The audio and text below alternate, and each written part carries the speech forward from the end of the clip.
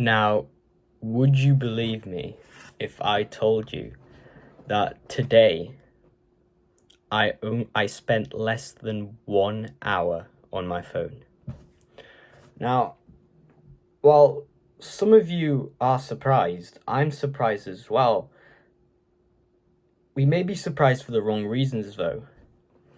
You may be surprised by how little I spent time on my phone today. I was actually shocked that I spent that much time. I didn't think that I'd spent that much on my phone today.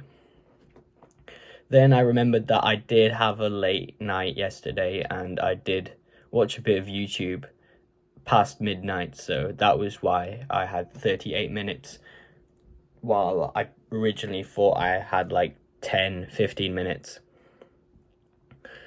Anyway, the point of this video is to pretty much share my experience of what has happened in these past 2 days where I've limited the access to my phone.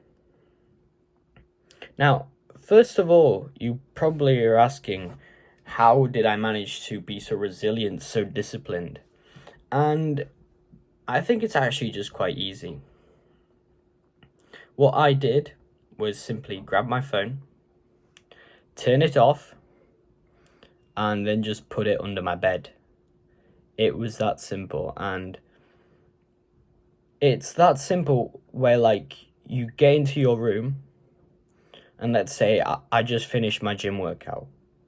I thought I needed, like, my special app, my Spotify playlist. You don't need it. It's just extra dopamine, right? Extra stimulation. Anyway, you get back to your house, and usually I do get a cold shower done. After that, though, I go into my room and I just scroll through social media.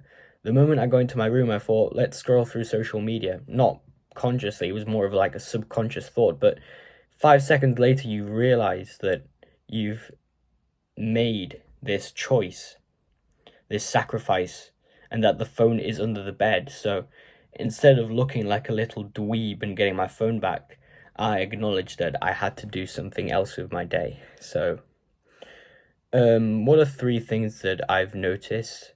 First of all, I've actually read so much more. Now, as of recent, I did start doing a thing where even when I was using my phone at home, I would just leave it at home, go outside for a coffee or a tea, and then just read some books, usually on self-improvement. But even now, without my phone, I was just reading a lot more in my own house. I've got a couple of non-fiction books on like self-improvement and stuff, but also like regular fiction books. Obviously, they're not as beneficial, but at the same time, they are good for you. Reading in general is good for you. Although fantasy stuff is a bit escapism, which can sometimes have a bit of harm, in my opinion. But anyway, that's the first thing I noticed. Second thing I notice is that you still do need to be wary about other problems. Now, even without a phone, I still do have a computer, and the problem is I can sometimes end up doing stuff on my computer. I've got Snapchat and WhatsApp on my computer. So yeah, the problem is that in any case, I would start like overusing Snapchat. Now, I did keep it on my computer because like you never know. And last time when I avoided using my phone, I did miss a couple of opportunities, but still, a check-in every like 2 hours. I tried to limit myself. And finally, third thing I've realized is that our generation is actually fucked. Now, I just put like a story on my Snapchat the moment I got my phone back. I'm filming this on my phone now, so that's extra 10 minutes to my screen time today. But anyway, the moment I put my story on it on Snapchat, a lot of people commented like, "Whoa, bro, chill down." And this was today and yesterday as well. Yesterday, my screen time was like 1 hour 45 minutes because at the start of the day I did use it. Then during lunchtime, I decided to make this commitment and put it under my bed.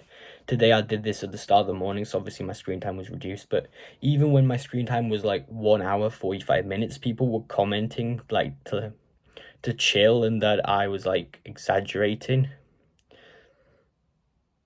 And I just thought, is that really exaggerating? Like,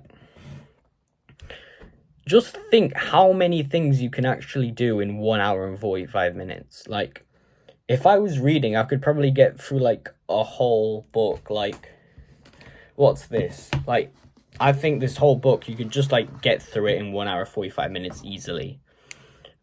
You could like, just think of all the work you can actually do in 1 hour, 45 minutes. Like, I'm studying for my A levels. I could probably get through like a quarter of that whole subject that I've studied so far in like that amount of time if I like go through it quickly enough.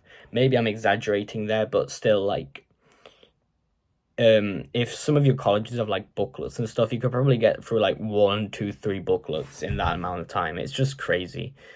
And nowadays the average is probably something like 8 hours. I don't know. I'll look it up later, but I'm sure you can do the same. 8 hours on your phone is like insane. Like the amount of things you can do. And as someone who like recently I have been slacking off on like YouTube shorts, all that bullshit, you don't realize it till like the times flies by. So like you'll just go on one short and like 30 minutes later you haven't even realized you've wasted that much time.